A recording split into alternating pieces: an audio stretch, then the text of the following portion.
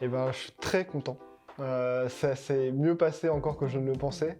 On a eu vraiment des débats passionnants, passionnés, des internes qui étaient présents dans la salle, qui ont adoré, hein. Tout le monde me dit en sortie de salle qu'ils ont beaucoup apprécié cette culture, ces présentations scientifiques, des gens qui ont vraiment passé du temps à essayer de répondre à la question et pas juste faire le topo que tout le monde a eu dans la maladie. On a vraiment appris des choses aujourd'hui.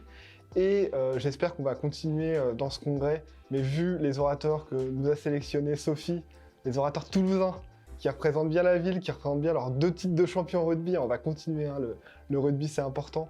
Avec la mêlée, ils ont tous poussé ensemble pour nous montrer que Toulouse était une ville importante pour l'hématologie. Et c'est un des messages que je vais retenir aujourd'hui. Pour le coup, c'est tous les membres de l'AIH un peu ensemble qui ont construit le programme. On en avait parlé un peu tous ensemble aux dernières journées. On s'était mis d'accord et petit à petit, les orateurs nous sont venus en tête en réfléchissant au programme. Ouais, on va quand même aussi apporter la paternité de ce projet à un topo qui avait designé Sylvain Choquet, qui est, on va dire, en France, je pense, la personne qui maîtrise le mieux cet art de débattre avec toute la mauvaise foi qu'il peut avoir, tout en apportant à la fin un message qui va nous servir dans la pratique. Et l'idée que nous on avait derrière, c'était favoriser l'esprit critique.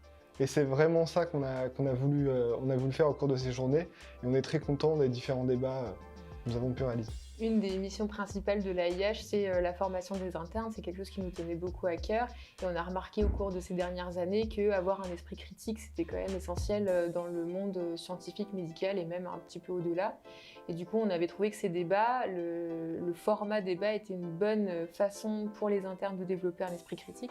Et là, on l'a bien vu au cours de ce débat, par exemple, avec un même article qui a été cité par les 2 orateurs, mais présenté de manière complètement différente, qui pouvait dire à la fois pour ou contre, selon comment il était présenté.